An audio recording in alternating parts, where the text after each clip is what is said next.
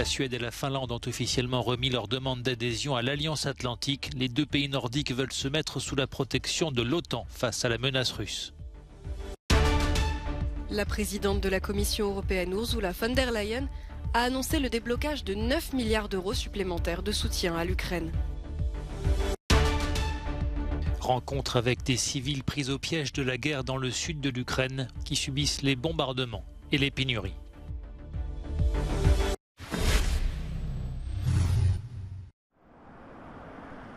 La Russie ordonne des expulsions massives de diplomates occidentaux en réponse à des mesures similaires prises par leur gouvernement après le début de l'invasion de l'Ukraine.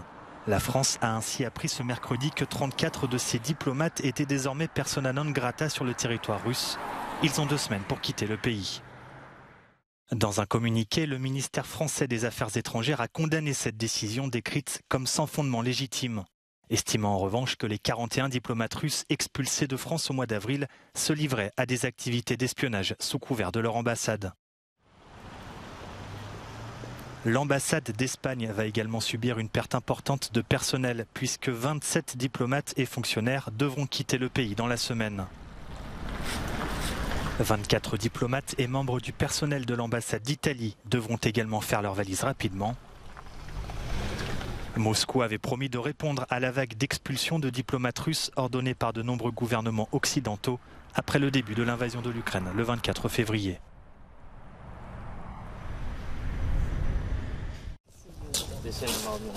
Elle avait promis d'aider l'Ukraine lors de sa visite de Kiev début avril et elle compte bien tenir parole. La présidente de la Commission européenne, Ursula von der Leyen, a annoncé une assistance financière exceptionnelle pour l'Ukraine sous forme de prêts.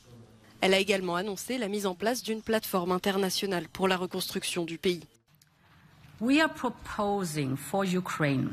proposons de compléter la significative aide à court terme que nous avons fournie jusque-là avec une nouvelle assistance macro-financière pour l'Ukraine qui montera jusqu'à 9 milliards d'euros en 2022.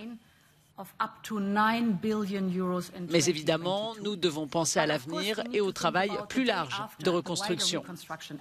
Et là, l'Union européenne a une responsabilité. Et l'Union européenne a un intérêt stratégique à mener cet effort de reconstruction. Pour elle, la reconstruction doit aider l'Ukraine à poursuivre sa voie européenne contre la corruption en faveur des droits humains et de la transition écologique. Le point sur la guerre en Ukraine, le sort des soldats ukrainiens de la Syrie Azovstal de Mariupol reste incertain après que les combattants ont été transférés en territoire contrôlé par la Russie.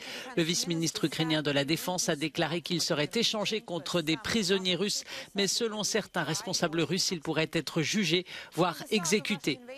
Dès le début de l'invasion russe le 24 février, Mariupol a été la cible de bombardements incessants. Ville portuaire de quelques 430 000 habitants avant la guerre, elle est encerclée depuis le début du mois de mars. Et c'est un spectacle qui a choqué le monde entier. Une maternité et un hôpital pour enfants qui ont été touchés le 9 mars par une frappe aérienne russe. Une semaine plus tard, à la mi-mars, le théâtre, un lieu de refuge pour les civils, a été bombardé. Selon l'Institut pour l'étude de la guerre, le Kremlin pourrait avoir accepté la reddition des résistants d'Azovstal pour accélérer son contrôle total de Mariupol. Il pourrait également chercher à détourner les critiques concernant l'échec de la traversée de la rivière Siversky-Donetsk, une bérésina pour l'armée russe, et la lenteur générale de l'invasion. Les forces ukrainiennes ont continué à repousser les forces russes au nord-est de la ville de Kharkiv. Le 17 mai, les forces ukrainiennes continuent de menacer les lignes de communication terrestre russes vers Izium via Vovchansk. Les forces russes ont continué à réaliser des avancées limitées dans le Donbass, principalement destinées à prendre Severodonetsk, qui est cerné.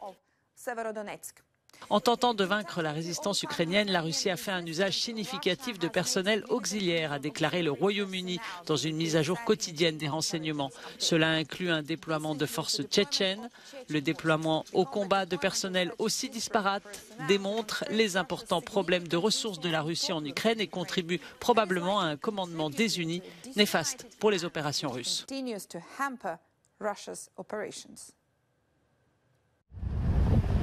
Dans le sud de l'Ukraine, la bataille autour de Kherson est l'un des points chauds de la guerre. Nous avons pu nous rapprocher de la ligne de front.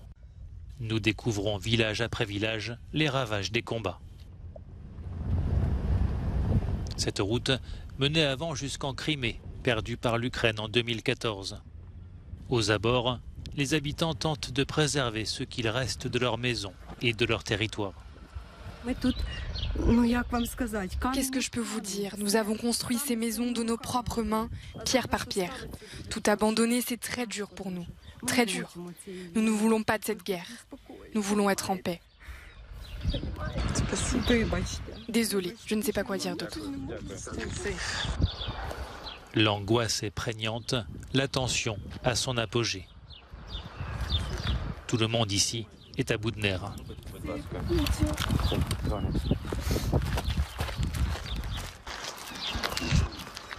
Nous devons poursuivre notre route sans tarder, car les bombardements sont fréquents et visent de manière indiscriminée.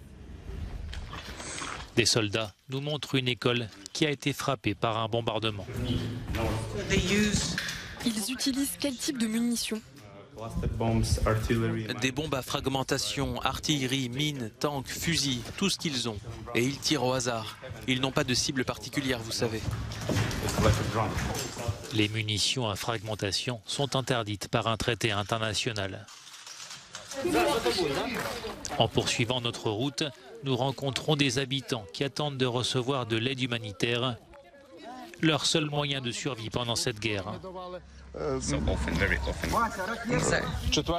Nous apportons régulièrement de l'aide. Nous étions là hier, le 4 mai, le 16 mai. On livre des pâtes, des sandwichs à toutes les familles.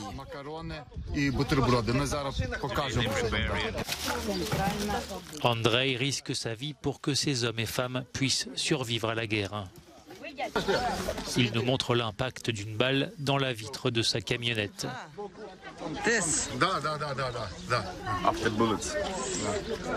C'est arrivé quand? C'était la semaine dernière, quand nous avons évacué des habitants d'ici.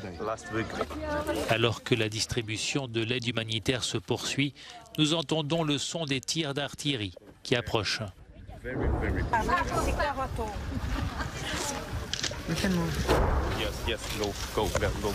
Il faut partir.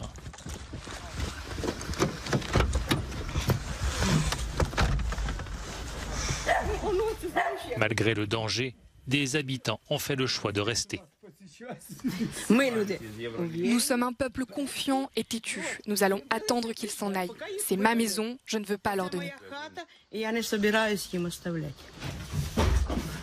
Lyubna et son mari Léonide passent les nuits dans l'obscurité de leur sous-sol, au milieu des piles de bocaux et des légumes récoltés. Il peut faire froid, mais on se sent en sécurité. Et surtout, on est chez nous.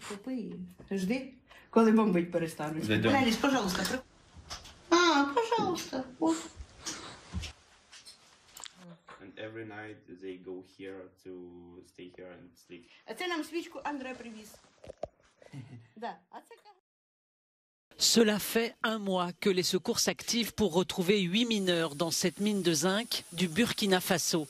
Ils espéraient qu'ils aient pu se rendre dans une chambre de refuge à 580 mètres sous terre, mais c'est la désillusion. Je vous l'affirme, la chambre de refuge a été ouverte devant nous. Et bien, l'homme propose et Dieu dispose. Donc, malgré toutes nos incantations, toutes nos prières, nous avons trouvé une chambre de refuge vide de tout être humain. Mi-avril, des pluies diluviennes ont inondé les galeries souterraines où les mineurs travaillaient à 700 mètres sous terre. Depuis, les opérations de pompage se succèdent. Ensemble, donc, avec la mine, le gouvernement s'est engagé à poursuivre donc le travail de pompage pour regarder un peu plus bas, plus profond dans les entrailles de la terre. Est-ce que nos frères, nos 8 frères là, n'ont pas pu trouver un refuge? La chambre de refuge vide, c'est un coup de poignard dans le cœur des proches des disparus. C'était leur dernier espoir. Les familles, sur place tous les jours, ont porté plainte contre X pour tentative d'homicide involontaire.